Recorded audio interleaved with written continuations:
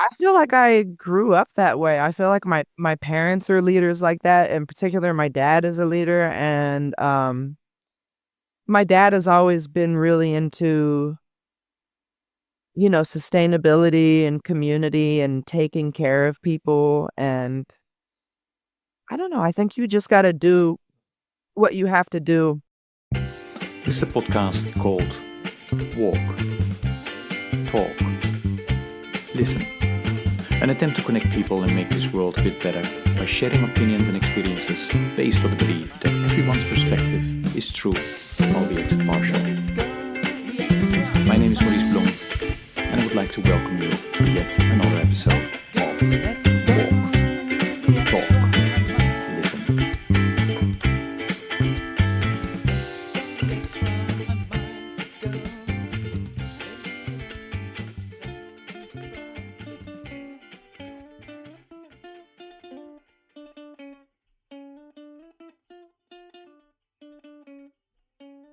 Oh, that's a really interesting question. And actually, you might even want to edit some of this in. I do have a network of jazz musicians who help watch my dog. This is King, by the way. Okay, hey. And King actually comes on the road with me sometimes. He started coming on the road with me with Maurice Brown. Because that's my long time, like 15-year partner. Yeah. Like, and we said, screw it. Let's bring him. We took him out to San Francisco to the Black Cat. And I don't know if you know Fritz at the Black Cat in San Francisco. He's quite a character. We love him. Yeah. And he was just like, yeah, just bring him to the club. You can leave him in the office. Okay. So that started King's journey of being a touring dog. And he's kind of become a mainstay on certain people's gigs. I can't bring him to everybody's gig, but he comes to a lot of Ben Williams gigs. He used to go to a lot of Brandy Younger gigs. He comes to a lot of Maurice's gigs and my gigs. And other than that, one of his favorite pet sitters is Tomoki Sanders, Pharaoh Sanders' child. That's one of my best friends. Yeah. Yeah. It's a King great story. King has a lot of musician friends. He's got a lot of musician aunties and uncles. Oh, that's great to hear. Okay, good day, everybody. This is actually we started, but this is indeed another episode of the podcast Walk, Talk, Listen. And as always, I'm delighted with today's guest who will introduce herself. Well, you heard her already. Chelsea, please go ahead. Hi, my name is Chelsea Baratz. I've lived in New York for the past 19 years, and I grew up in Pittsburgh, Pennsylvania, which I think is one of the coolest cities to be from. Yeah, I don't know it that well. So tell us a bit about it, because it was really, what I understood is really instrumental in, how the way you grew up and the influence, and how it influenced you as a musician as well, right? Although you have been around in New York now for a while, but talk us through it. If you know anything about like the history of Pittsburgh around like the Industrial Revolution, it was a really big steel town. And during that time, it was like you either had to go work in the mills or you could go, survive making a living playing music. And this was like in the time when Art Blakey came about, right? And there are stories of him, not wanting to go pursue the blue collar, very hard work life of, working in a steel mill and going and playing in the clubs to survive. And I think there's a story of him having a gun held to his head. Like he played piano at first and somebody came in and held a gun to his head and was like, play the drums. And that's how he started playing drums. Wow, I didn't know that story. No. Like Pittsburgh was like a salt of the earth industrial town. And whether you were consuming the music or making the music, it was like a very soulful endeavor. And the history of that always carried through like the Pittsburgh music legacy. Because, hard-bop came out of all of that. That was like in the post-bop and hard-bop era. So we have luminaries in Pittsburgh like Roger Humphreys and the musicians who have always played in his band. I personally consider all my elder musicians in Pittsburgh luminaries. A lot of people may not know them, but like Roger Humphreys is pretty well known for recording with Horace Silver when he was very young. And he also recently got to come to New York and do a featured show at Dizzy's. But that's what my upbringing was like, a very like hard bop upbringing. Pittsburgh is a very like blues city. It's a very hard bop oriented in the jazz scene. And then there's a lot of like funk, soul, some smooth jazz. There's an amazing like black gospel church and music scene out there that I got to be a part of. And kind of when I was a teenager, there were just not a lot of kids going out to play on the scene. So when I was in high school, like I went to the Crawford Grill for my first time to see maybe not my first time seeing a jazz show, but I remember being the first time that I went out with like some kids my age. We had a little like country club gig like for $50 a head, and then we went out to the Crawford Grill, which is like this amazing historic jazz venue in Pittsburgh that ended up shutting down shortly after this time. And I'll never forget it because Sean Jones, who I don't even think lived in Pittsburgh at the time, this may have been like before he lived in Pittsburgh, he was just considering moving there. He was doing a show with like his quintet in this tent outside next to the Crawford Grill. And it was mind melting and mind blowing. And then after this gig, there was to be the regular weekly jam session inside at the Crawford Grill. And this was to be my first jam session ever. I'll never forget this. To see Sean Jones in the same night and have your jam session. That night, I played Cantaloupe Island, and everybody was just so supportive.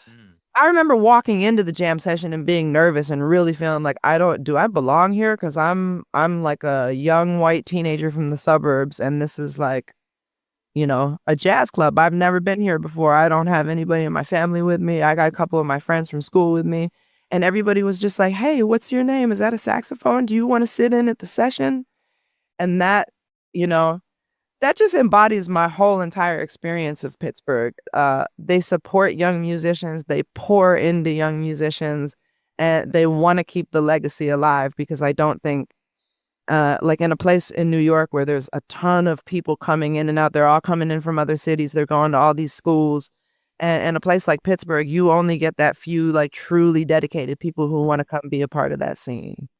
So like I said, shortly after that time, the Crawford Grill ends up closing. If you know anything about the history of Pittsburgh, I won't get into too much of it, but just to know that like I caught the tail end of the Crawford Grill experience in Pittsburgh. Shortly after that, Sean ends up teaching at Duquesne University. He's holding down a steady weekly Tuesday gig at this club called Dow's on 9th. Roger Humphrey's jam session moves to a club called James Street in the north side of Pittsburgh. And this was between like my senior year of high school and my first 3 semesters of college. I just spent a lot of time being really immersed on that scene and started connecting with some of the guys who were maybe 5 to 10 years older than me in the scene. Because like I said, there were maybe 2 or 3 other people around my age group who were coming in. Yeah, because you were incredibly young when you started, your first jam. How old were you when, I think I was 16. Yeah. Okay. And Chelsea, how did it come about that you started to play the saxophone? How did that happen?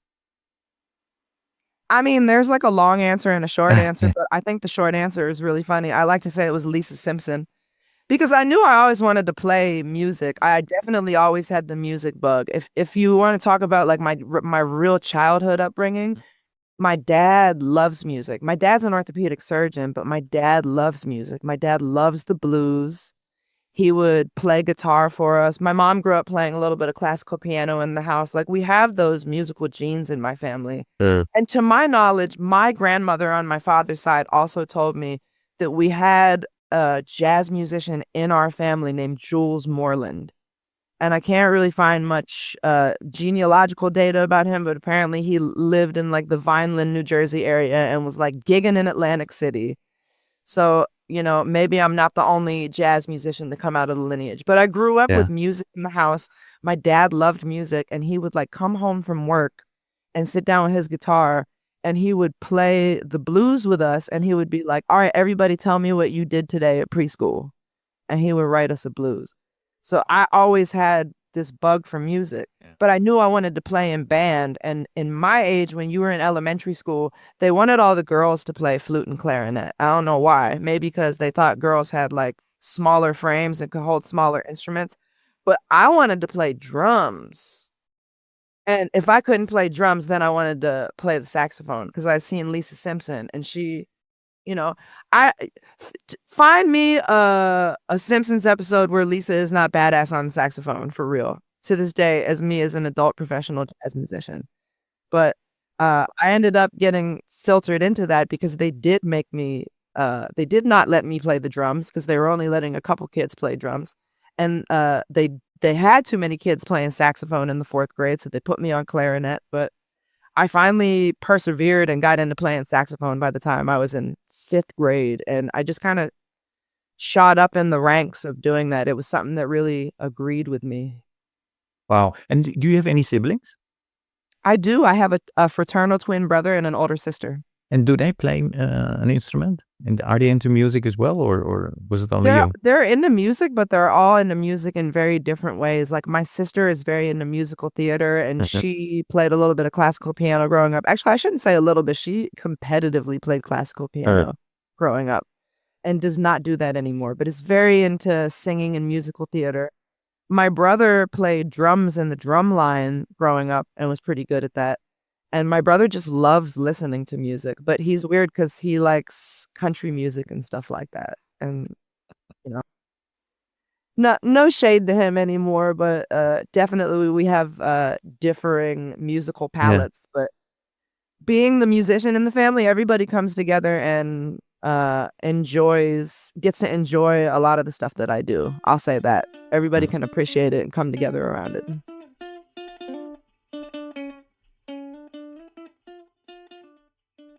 Cool. Wow.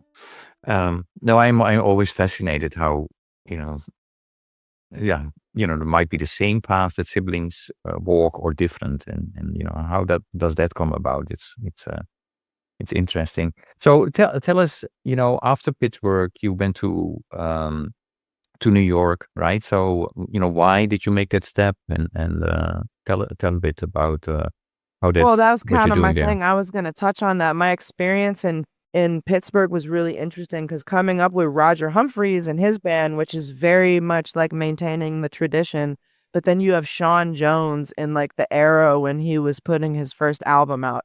I mean, I got to hear a lot of his compositions for the first time they were ever played for the world.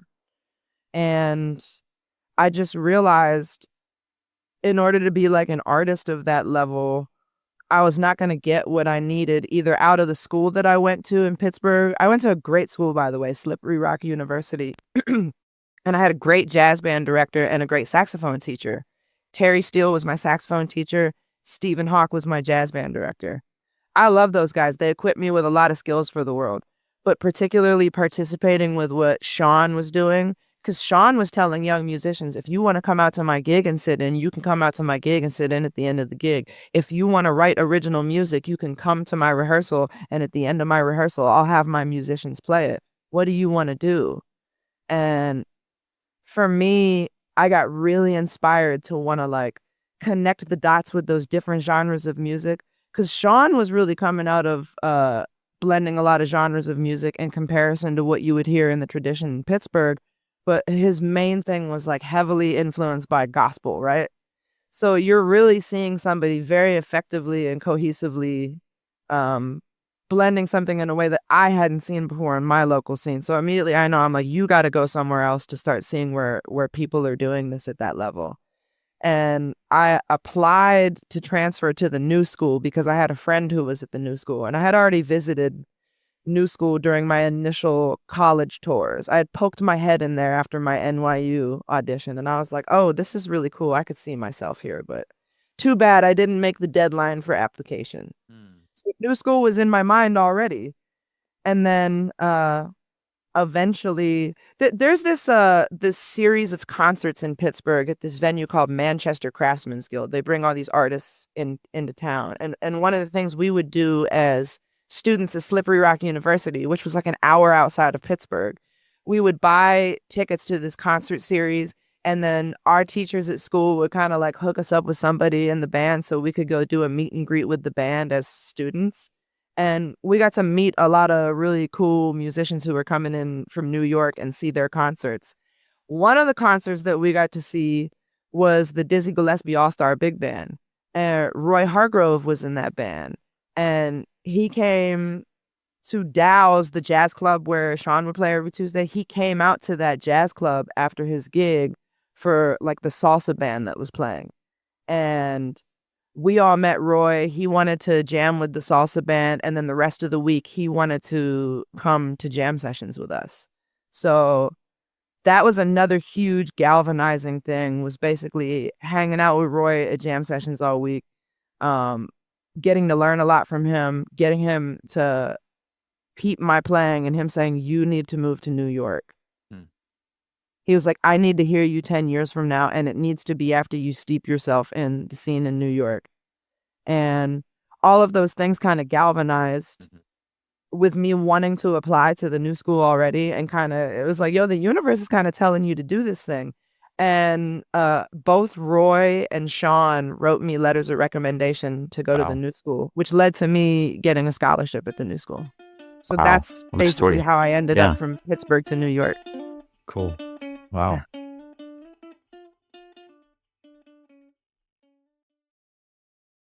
Yeah, when I was listening to you, I without making a huge jump, but the way you approach music and the way you put your bands together is that, are you now, shepherding the younger talent or intentionally, or how's that going? It's funny. I was just talking to like literally a bunch of musicians about this, and I think we literally need to be doing that. I wouldn't say I'm necessarily in a position to do as much of that right now, but it's definitely something I want to do. But, some people are pretty evenly split on it, because I feel like my generation of musicians is kind of right. We're not old, but we're not young. We're kind of seasoned. We have our circles of people that we like to work with. So certain groups that I work with, like that's what the gig is. I can say working with Maurice that he definitely likes working with the younger guys. And they bring a lot of fire. I think more just about the mentorship of the younger people in general, and it doesn't have to be about being on a gig. Tomoki Sanders is one of my best friends. Tomoki's like 10 years younger than me. We've been friends for like 6 or 7 years. So from when Tomoki was probably like 23. And we play the same instrument and everything. Like I said, it doesn't have to be a gig. Just being friends with these people, having fellowship and community with them, holding them down, even like mutual aid, How are we going to bring up the younger musicians? But I do think there is some fire to playing with the younger musicians to tap into. I actually have like a collective project, an all-women collective project called HERA. Initially, I wanted to get off the ground with a very specific rhythm section. And 2 of the women in the group are very busy. It's interesting because I want to touch on that a little later in one of your other questions. But my whole concept when I realized these women were going to be very busy is that for that band specifically, I want it to be a framework to bring up younger women musicians. So I think it's like you can't necessarily force it with your own thing. Because like in my band that I'm working with now, I have a handful of people that are around my age that I'm really consistently working with, and I have a very established thing with. And until that gets interrupted, I'm not even considering other personnel. But yeah, I do think it's important to start bringing up the younger talent. They need gigs. I needed gigs when I was younger. I remember the generation above me who was talking about how like Art Blakey is an institution, and those were the institutions where musicians came up and learned how to play, and how we don't have those institutions anymore. So yeah, we do need to be giving younger people opportunities, but it's a different time now, and they're giving themselves a lot of opportunities. Yeah. So, also, if you young cats want to call me for a gig, feel free. Yeah, we'll make sure to put your contacts in the podcast notes also. Yeah. I would like to piggyback a bit on the the HERA collective and also your album In Faith. All your music seems deeply personal, right? And Oh yeah. And what drives you to keep pushing your boundaries, both musically as well as the leader in your community? Because clearly you are, bringing people together. You are a leader, I think. I mean, the way I see it. So, yeah. I feel like I grew up that way. I feel like Mm. my parents are leaders like that. In particular, my dad is a leader, and my dad has always been really into, sustainability and community and taking care of people. And I don't know, I think you just got to do what you have to do. And I don't think of leadership or like making a positive change in your community or the world as being some big grandiose gesture. I think it's just like committing to the type of person you want to be and then taking like smaller actionable steps towards doing that. So, yeah.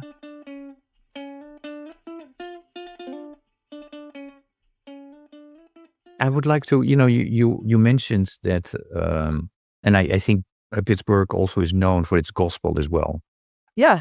Um, and so I have a question actually about, because I've listened to a couple of your interviews, and I've heard you talk about music being a mirror of life and a way to connect to humanity. Oh, yeah. And it seems to resonate with discussions or conversations that I often have when I do my 100-mile walk. When we are really, this podcast is a spin-off of that 100-mile walk. We talk about life, purpose, and then you start talking about religion and spirituality as well. And Mm. so, the question that I have for you is, what do you see happening around spirituality, religion, in your community, and specifically around the younger generation? This was such a great question. And I feel like I don't see younger people talking about religion at all. Yeah. But what I see greater in the world is like there's a lot of division around religion that was kind of never the original point of religion, right? I don't think anybody can come into this music sphere and have any sort of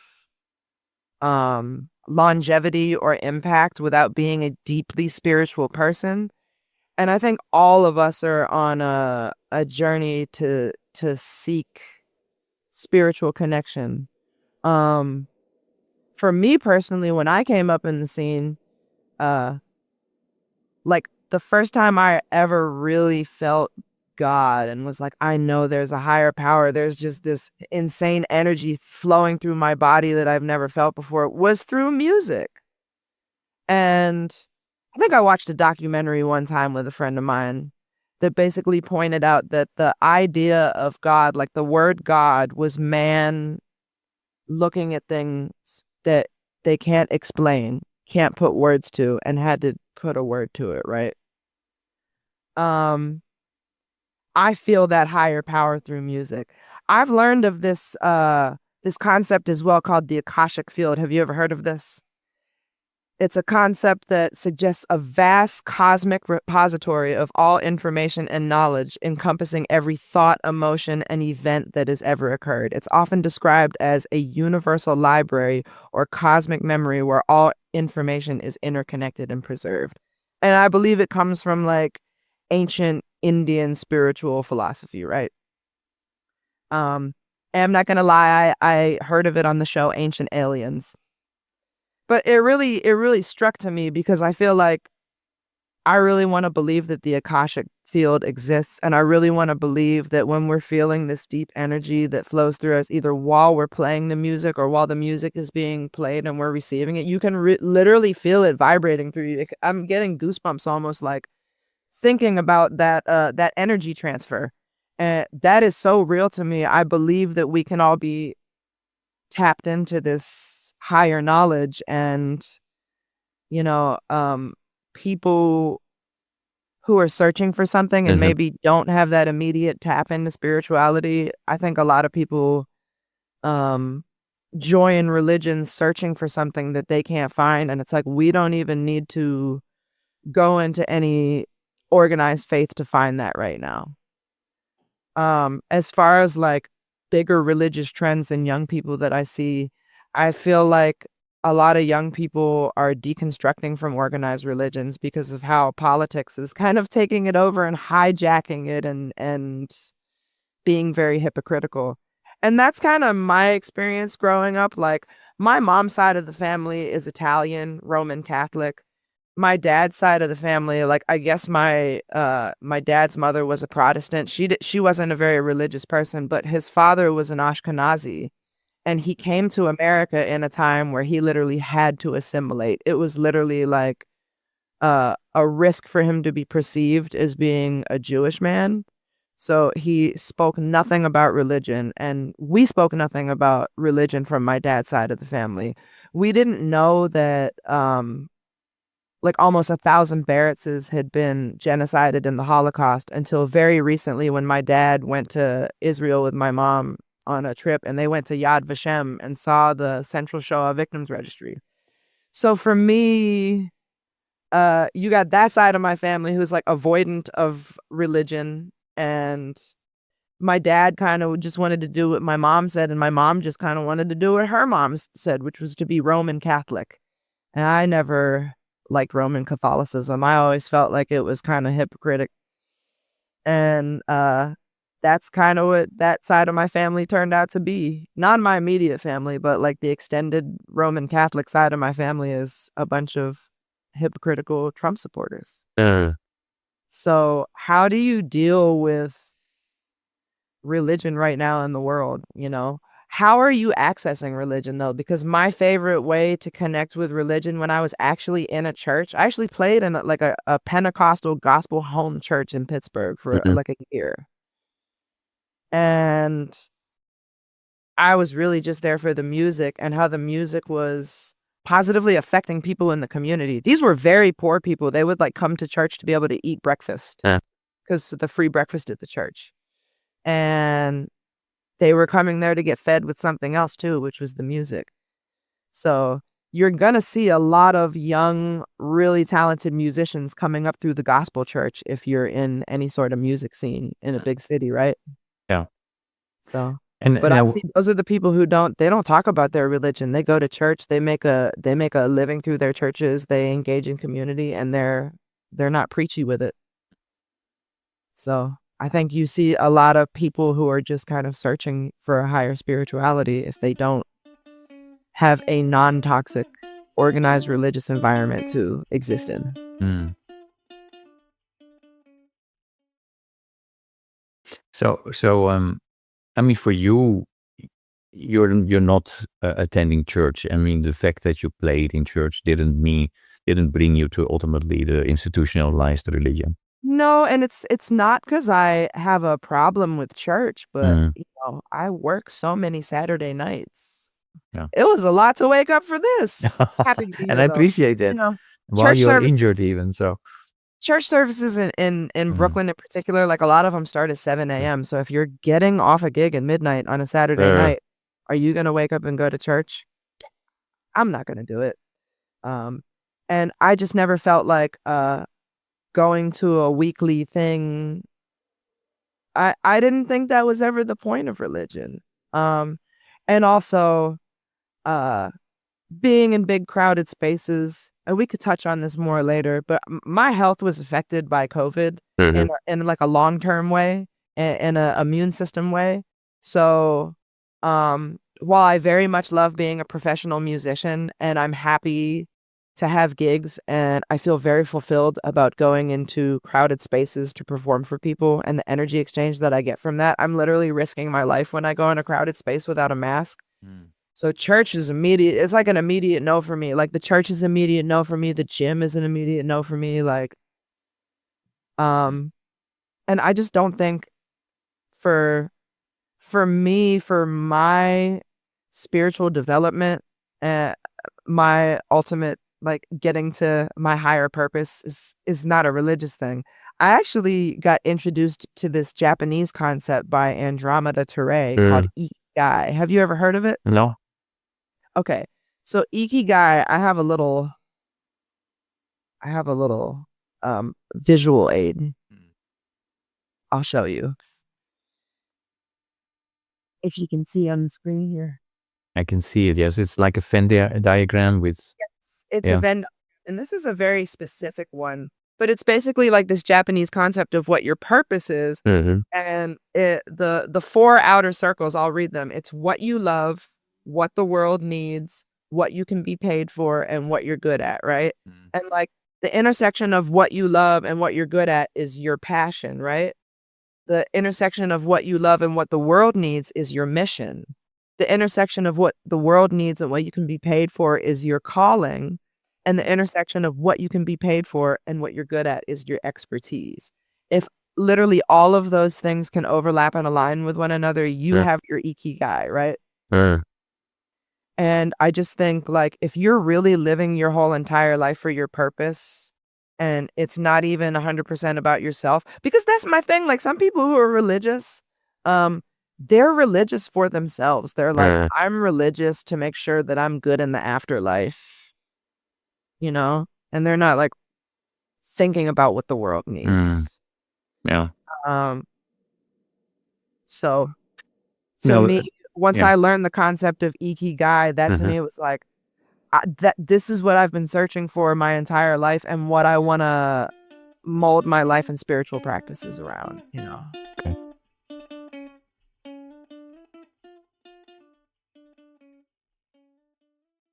Just for the listeners, a couple of comments from my side. So, you were referring to Andromeda Touré, who's Mhm. also been on this podcast. So, and I really would like people to check that out, that interview, and well, at the minimum, the album that she made. Absolutely. And you were also part of that album, and so it's absolutely great. Where, well, it's talking about sustainability, about the earth and planet and humanity. Yeah, beautiful.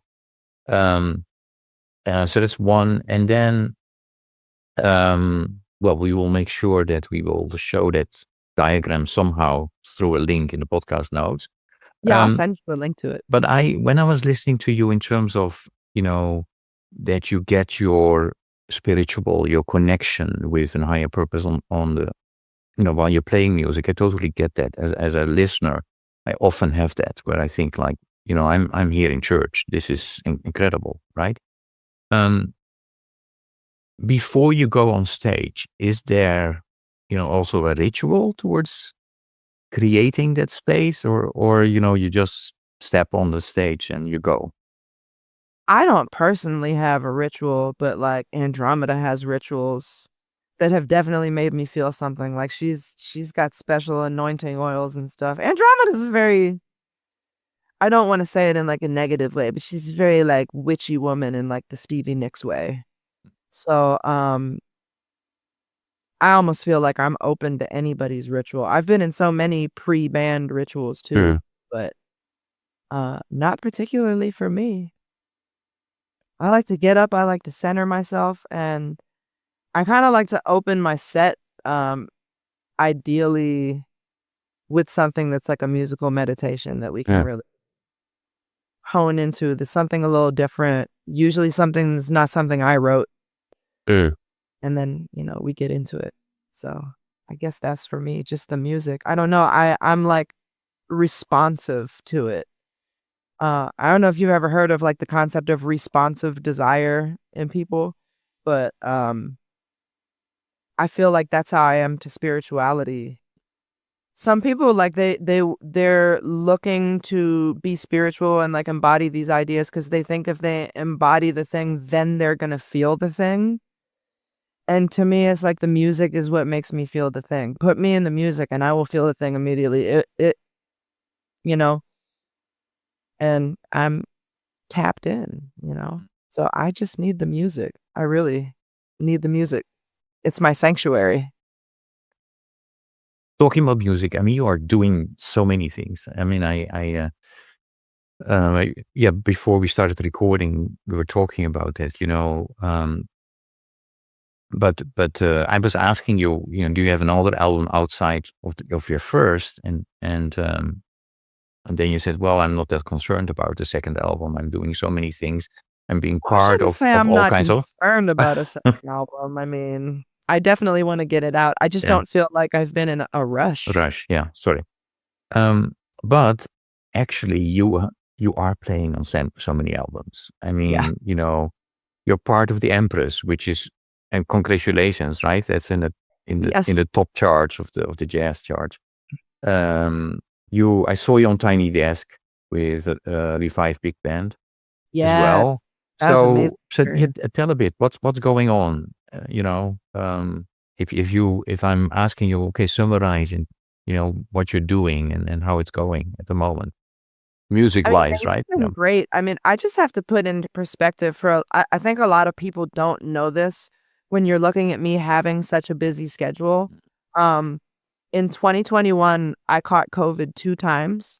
And after the second time, it caused a series of negative cascading health events that triggered some like chronic health issues in me and also some more like shorter term like disabilities.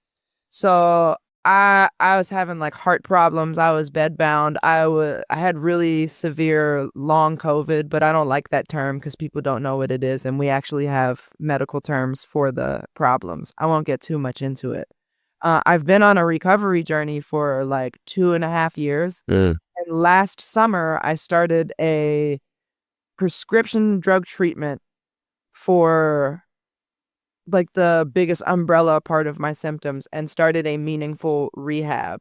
So people have been seeing me do work this entire time. I have still toured and worked that entire time, but in the height of the worst of my health problems, I literally had to cut my workload into like 1/3 or 1/4 and was not doing a lot. So for me to be doing everything I'm doing right now, I've made this really meaningful comeback and have been very intentional about wanting to jump back in the scene. And that's also part of why, like for a few years, I just did not have the health or energy to focus on finishing my own album. And people bringing me back into the fold and supporting me with this comeback is like partly why I'm working so much. So I'll get into, like you said, you touched on the Revive Big Band Tiny Desk. They have a new album out called Like a Tree It Grows. That's a really special project to me because it is the legacy of our dearly departed friend Megan Stipeel. So I really want everybody to check that out.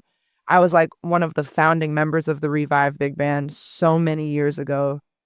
Like I was living in my first apartment in New York when the Revive Big Band was founded. So for them to have a project out and be working like this is a big deal to come to fruition. I definitely want everybody to check that out.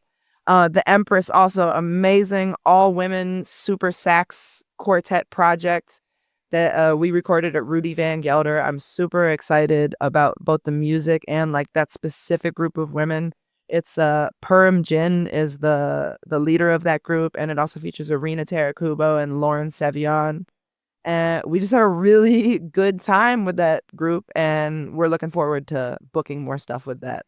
We already talked about Andromeda. Andromeda released her album From the Earth last year, and we've been touring that whenever possible. We have Atlanta Jazz Festival coming up this weekend, so we're really excited about that. Anybody who's in Atlanta, come out. Andromeda's literally headlining the festival. Really excited for that. And then in addition to that, I touched a little earlier on this new group I have with Charles Owens, saxophonist from Richmond, that features Mickey Yamanaka, Chris Monson, and Jimmy McBride. We're definitely looking to do more stuff with that. And we have a live Smalls video out that we did last month. And then I'm still playing with Maurice Brown, and we're headed to Blue Note Tokyo Wow. at the end of June.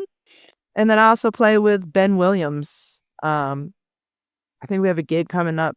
We have like a Prince tribute coming up in June 19th in Ohio. And then a gig in San Diego coming up like right after the Japan run. So I'm busy. I don't know if Downbeat has like Side Woman of the Year category. Yeah, that should be going to you. Can I ask you about going back to the HERA initiative? Because you started to talk about, and now I don't remember if we recorded this or not, but that you had a very specific rhythm section in mind when you started Oh, yeah. this.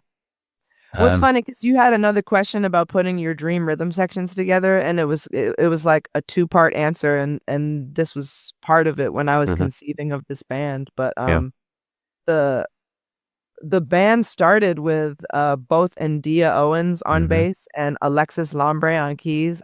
I'm sure you know India because she's very Yeah. popular in the She scene. has been But on the podcast as well. do Yeah. you know Alexis? Yeah, I've seen you guys play in But City you've seen her. Lighting. She's been doing amazing. Like Yeah. she moved out here from Chicago Mhm. like 2 or 3 years ago, and I just remember her coming in and, "Oh, I'm just here. I'm from Chicago. Don't mind me." And then is like one of the most explosive, exciting, talented players I've ever worked with. She's incredible. So you should probably get her on the podcast, but just look out for her and all the incredible stuff she's doing. And both of them were founding members of HERA.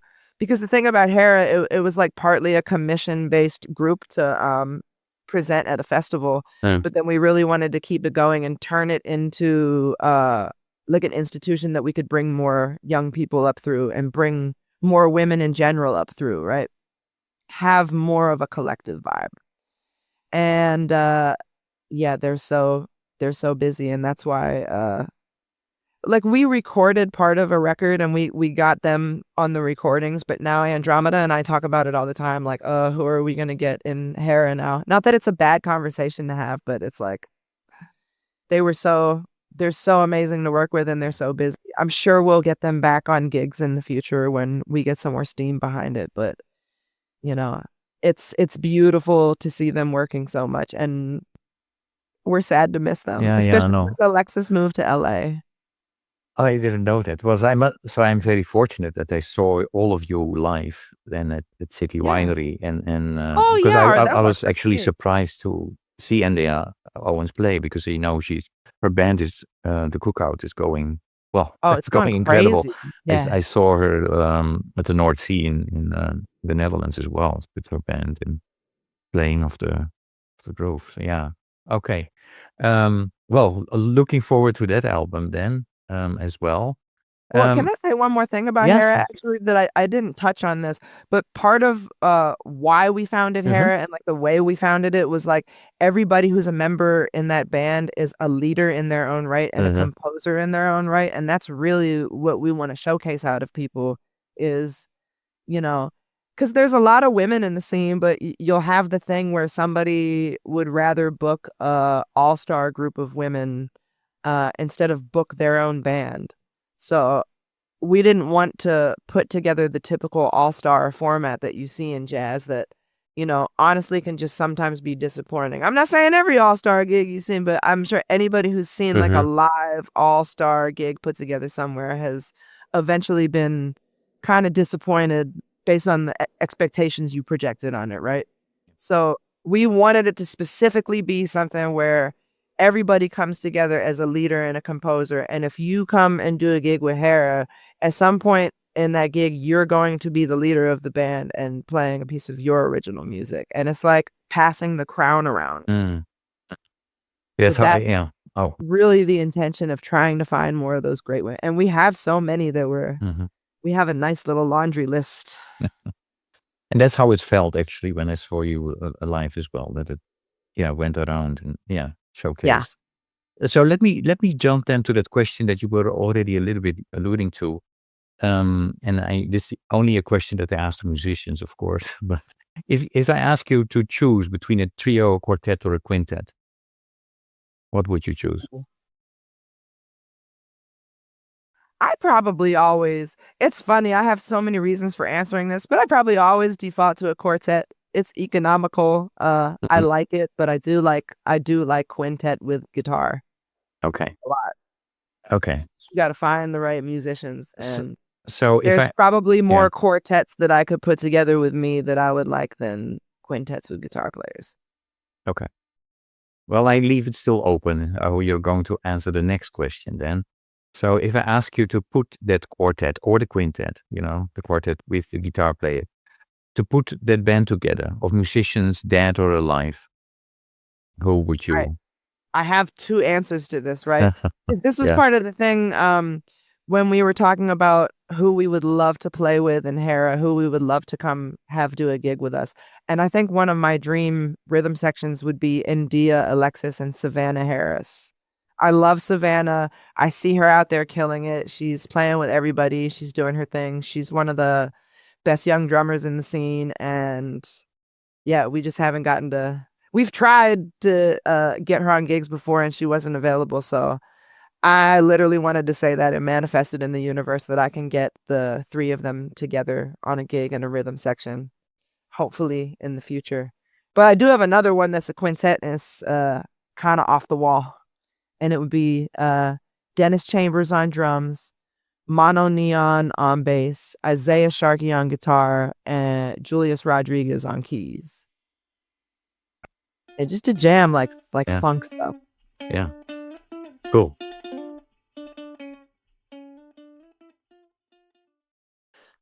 Well, it's out there now. So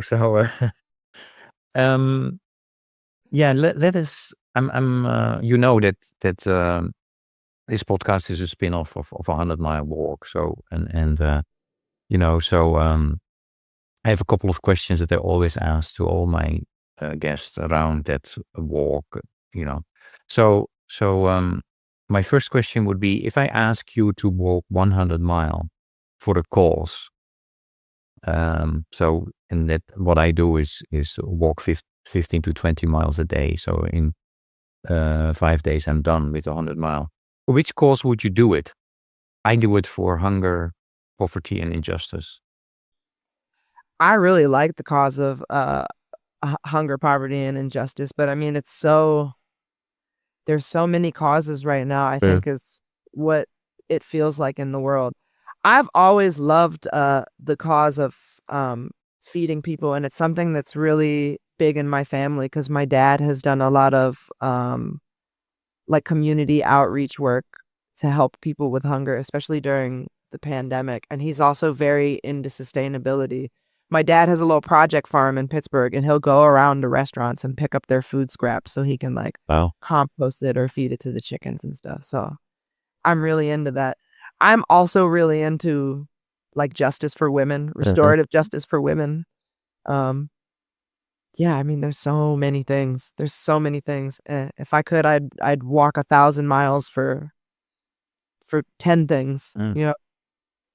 No, and I mean, your bands are often involved in so many causes as well. So it's really great, and I really appreciate it, and the way you, the lyrics and this, and the whole vibe around it.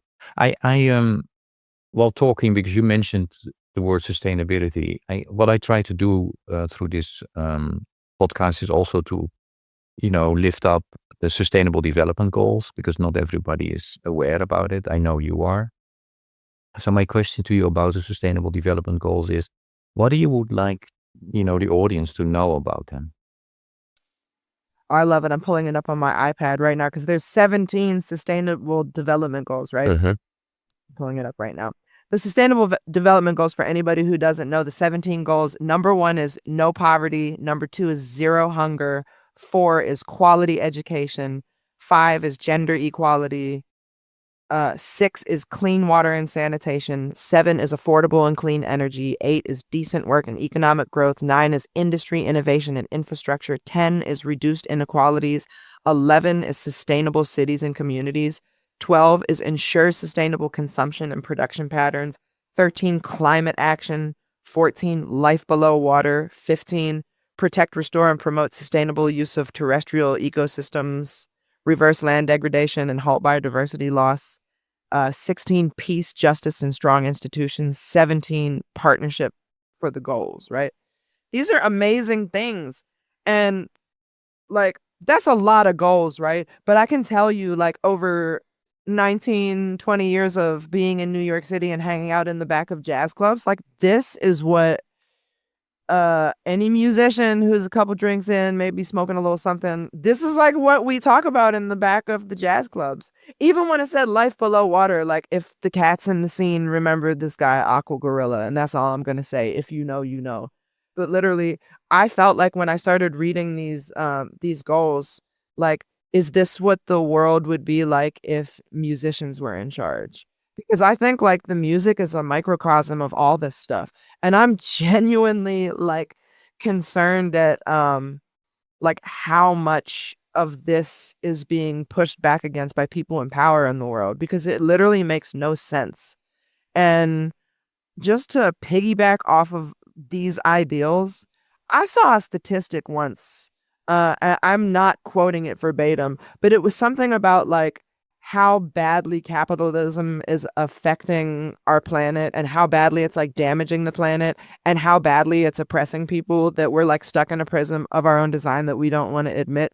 And it's that like we could put in 30% of just the human effort of all humans all over. We could put in 30% of the exertion and effort that we're putting into literally everything we're doing, and we could have 200% more output, and everybody in the world would have all of their needs met. But we're making everybody work at 100%, and we're giving them like literally the idea of manufactured scarcity. I don't think that we really peep it enough. Like how much that is. Like they want to talk about manufactured scarcity with luxury brands and shit. No, it's literally our whole world is manufactured scarcity. The fact that we even have to talk about these things like with the UN because world governments are not doing this it's insane to me. And the only reason that I believe that all of this stuff is happening, that is fighting these ideals in the world, is because it's something my grandpa said. My pop-pop on my mom's side, very smart man and was an engineer and loves to read about history. And he said, this is like a death cry of fascism and like late stage capitalism and all this stuff. And he's like, this is an extreme swing of the pendulum. And he's like, the pendulum will always swing very wide in either direction, but what does a pendulum always do? It eventually has to come to the middle. Now, the swing of the pendulum may be a way longer period of time than the little blip of time we get to live in, and we may just be living in a really fucked up little swing of that pendulum. But everything that is on this list is like what needs to happen. And I just think it's so important now because a lot of this hinges on climate change. And we are at a very dangerous precipice with that. We're already in our lifetime going to face the consequences of this in a way that people are just like emotionally avoiding. They're literally in denial over it. So, especially the environmental initiatives right now has got to be some of the most important stuff that we have to pay attention to. And that's why I thought it was so amazing that Andromeda made the album that she did. Yeah. And I'm surprised it's not getting shouted out everywhere. Yeah. But I think it's that thing that like the climate thing is a big thing people aren't ready to talk about. Because once you open up that discussion, it's like Pandora's box, right? Yeah.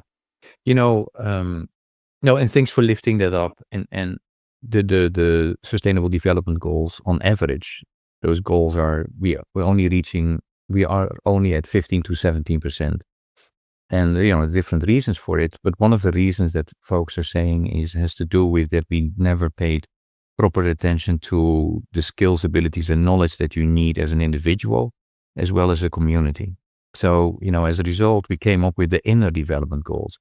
I also ask you to look at those, 5 inner development goals: being, thinking, relating, collaborating, and acting.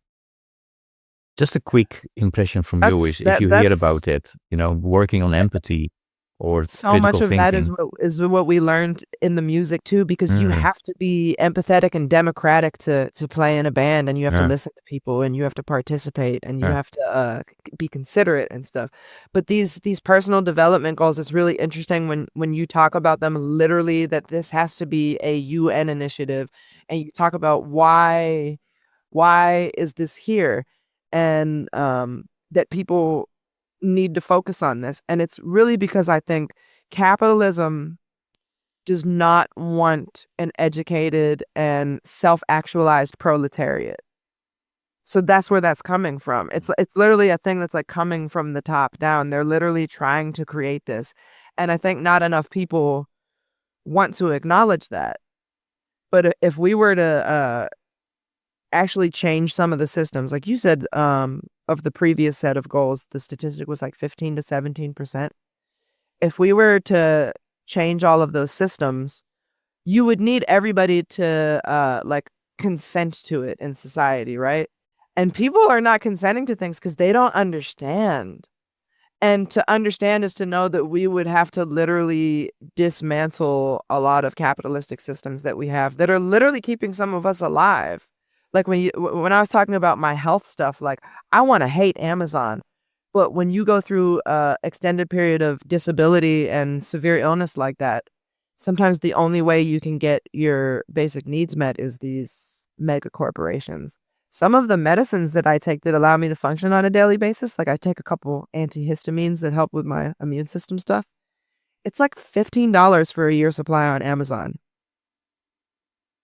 So what do? We're literally being influenced from the top up, right? So in order for any of this to change, in order to make room for that pendulum to swing, right, is like there has to be an educated and self-actualized proletariat. And I really like both of these initiatives because the inner development goals talk about cultivating that from the inside out and like into your community. And then the other development goals are just like, how do we take a community that's self-actualized like that and improve the world? And it's doable. I want people to know that it's doable because I know another one of your questions is like, what do you feel about hope? It's doable. It's hard to feel hopeful right now though, right? Because we have so much shit raining down on us from society and what's going on in the world. But I want people to know that there is hope because it's that thing I talked about of you just doing your small part. And it really just takes a critical mass of people doing their small part. I'm getting goosebumps because Andromeda wrote a song called Critical Mass. And the words are, love is all we are. Love is all we need. Let it set us free. And we just need a critical mass of people to believe in that. We need a critical mass of people to self-actualize. We need a critical mass of people to commit to like these development goals and making the world a better place.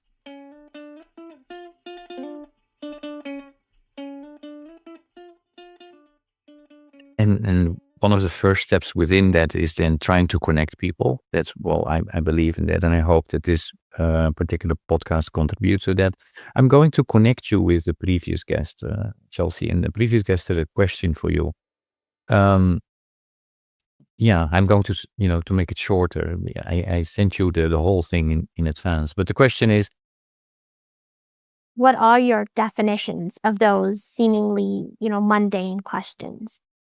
How do you define happiness? How has that changed throughout your life? Same with success. How do you define it now? How might have you defined it earlier? And how might you define it later in your life? Oh man, happiness. Because I honestly don't know if I was a very happy person in my young adulthood. But I very much just wanted to be accomplished and I wanted to be an artist and I wanted to be at the top of the rat race and I thought that would make me happy. And I think when I was younger, I thought happiness was just like that feeling of being happy in the moment. But I've gone through a lot of stuff. I've gone through a lot more than just like my health journey in life. I don't feel the need to talk about it because I've talked about some of my other stuff publicly anyway. But that health journey being like 2.5 years long,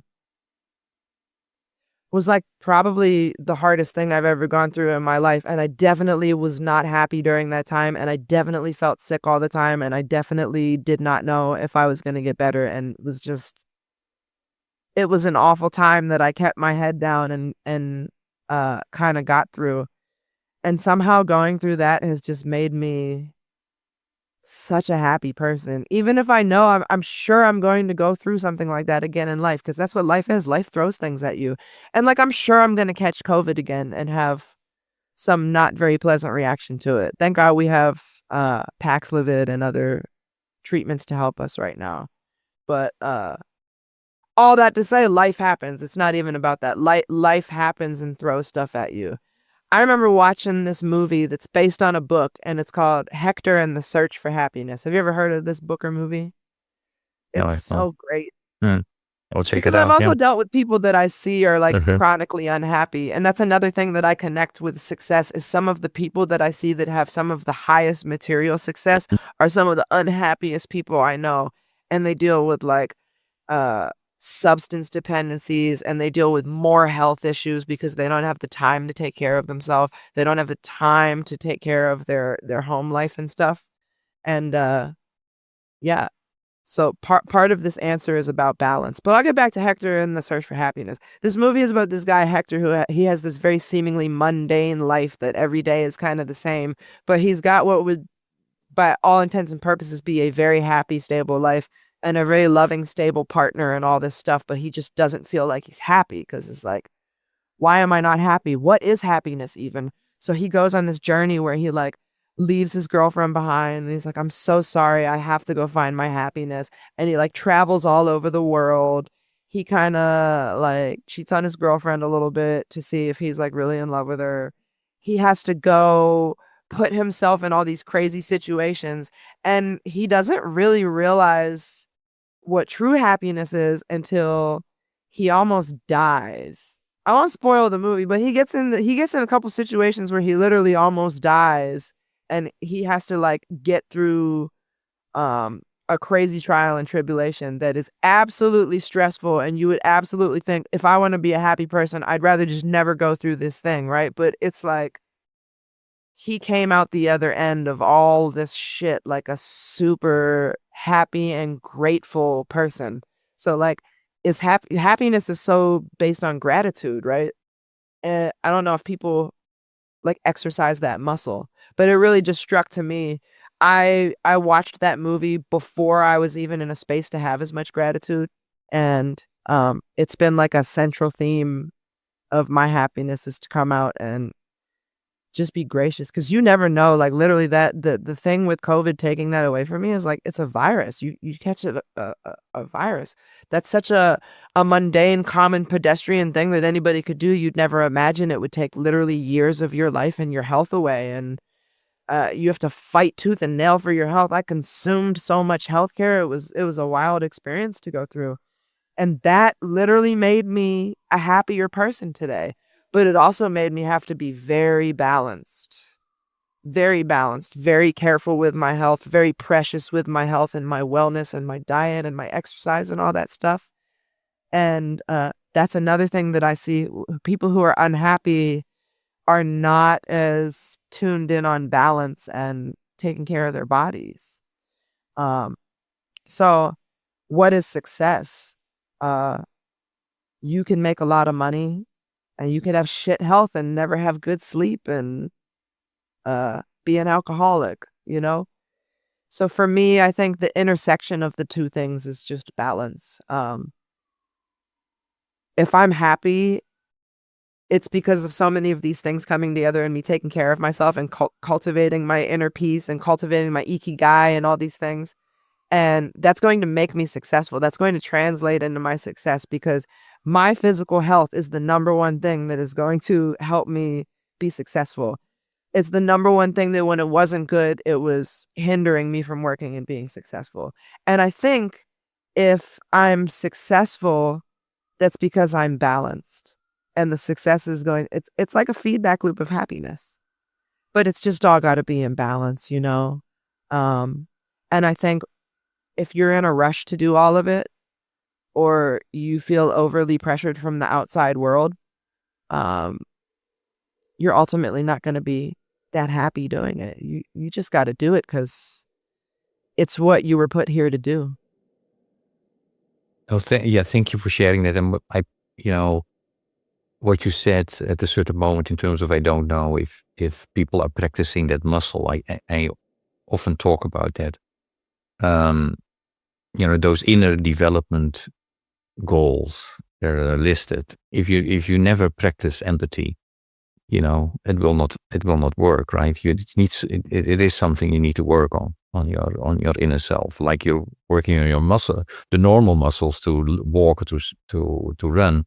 You also have to to work on your inner development as well. So I Absolutely. really appreciate that. Your question for the next guest.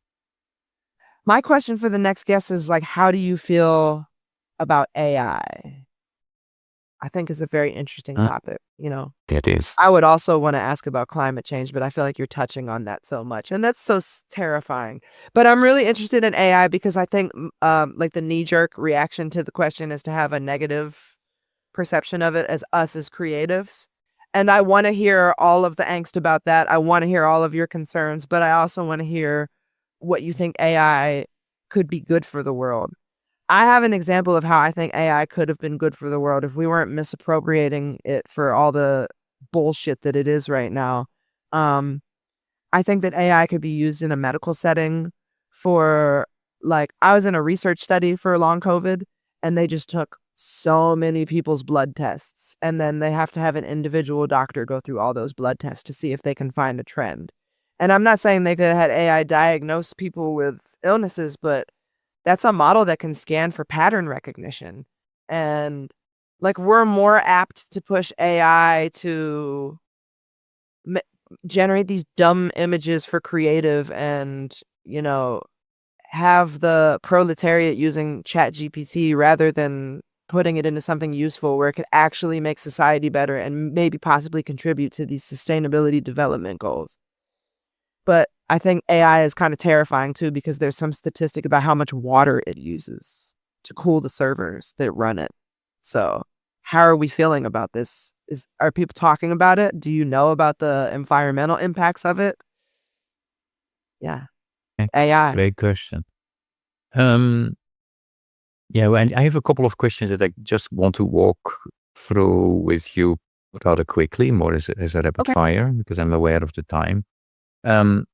But you know, I don't have you as a guest for nothing. I really love music, so that I always have, you know, we talked a lot about music, but I also talk with all the other people about music as well. So one of the questions that returns, you know, continuously returns back, and that people find the most difficult question, but I think it should not be for musicians, is if you had to choose a piece of music or a song that represents for a big part of who you are, who Chelsea is, which song or piece of music would that be and why?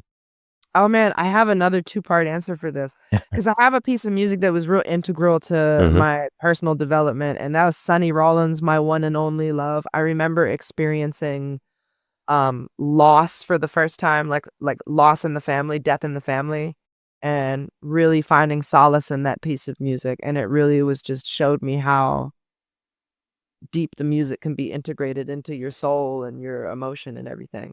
But there's another song that I feel like represents my personality so well, my very bouncy Aries personality, and it's a song that I loved so much when I was like my first couple years of college, and it's Dock Tone by Branford Marsalis. And I just feel like I kind of burst into a room like that with my energy, and that's what you should expect with Chelsea Baratz, that type of vibe. Yeah, and I really would like to encourage to check out your music if the listeners are not, you know, familiar with what you do. I think it's pretty incredible. Thanks. Branford Marsalis, you mentioned. Yeah. Yes, I love An Branford. important person also within your life, right? Yeah, I actually got to meet Branford between going to my first school, Slippery Rock University, and transferring to the new school.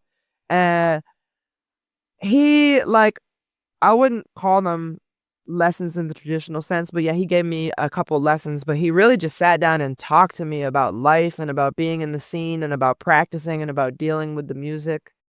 And I honestly don't think at that time I was good enough at the saxophone for him to really give me meaningful instruction on the saxophone, but he was always very supportive and like just one of the biggest inspirations of mine. And I loved his band because like Tane was in the band and there's that Pittsburgh connection. You know, I'm growing up in Pittsburgh and everybody's talking about Jeff Tane Watts. So so much love to Branford for the inspiration, the support, always keeping it real, and being one of the baddest. Yeah,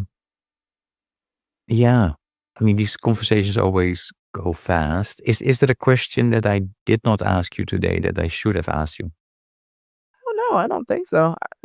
I can refer to your list. Yeah. is there one question that I sent you in advance that you really would like to answer that I didn't ask you? No, I don't think so. I think you got through We it pretty covered a well. lot. Yeah. So yeah, thank you, Chelsea, for everything you do. And Oh, that's my pleasure. and for me, yeah, it is pretty incredible to see you. I mean, wherever you play, that it's not only about music. It's much more. Yeah, I think what you represent is life, and yeah. When I saw you live, you feel that you love what you're doing. I mean, similarly to how you articulated well today about all kinds of things. I mean, that's you might be even better when you you're playing your music. So keep on doing that. Thank you so much for for all of that. Well, I'm grateful to be here, truly. I got through a lot to get here, and I'm grateful every time I play my horn. I really feel something deeply when I play music, and yeah, that's my church. Yeah, no, I get it. Thank you so much. All the best. My pleasure. Thank you so much for having me. Okay.